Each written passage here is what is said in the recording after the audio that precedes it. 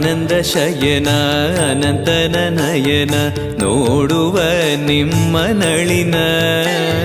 ವೀಣೆಯ ನುಡಿಸಿ ನಾದವ ಬೆರೆಸಿ ನಂದನ ಕರೆವ ಬದನ